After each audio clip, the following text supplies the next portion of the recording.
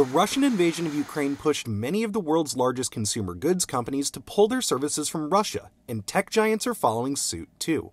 Social media companies like Twitter, Facebook, and Google have taken steps to reduce the visibility of Russian state media sources, and some are now blocked in Russia for doing so. TikTok suspended new video uploads and live streaming from within the country, and domain registrars like GoDaddy have removed all .ru domain names, which is the country domain for Russia, and are no longer taking new registrations of .ru websites. In many cases, these tech companies are shutting services down in compliance with US or EU sanctions, but it highlights a difficult balancing act. Pushing back against the Russian government could hurt vulnerable citizens within the country. The unfortunate byproduct, though, is that Russian citizens themselves end up losing access to information. And, if you think about it, these are the very publics, the very citizens and individuals who are necessary in terms of learning what Putin is actually doing and hopefully pushing back against the Russian government at some point.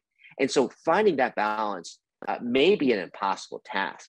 Something else we've seen is other tech companies, like Apple, temporarily putting a stop to product sales in Russia.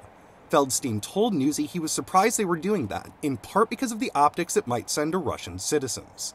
What is the purpose of this suspension? Is it to send a message and a signal to the Russian government? Or is it meant to deny citizens access to technologies that are necessary for them to access information about what's occurring? That's a really dangerous path to go on, because we do have to separate out the Russian regime and Putin's government from the Russian people. And if we conflate the two, what we could end up doing is really harming ourselves rather than actually trying to push for an outcome that will lead to further friction for Putin and an end to the war. All in all, one of the major consequences of Russia's actions is that they've lost access to Western information markets that they use to spread propaganda.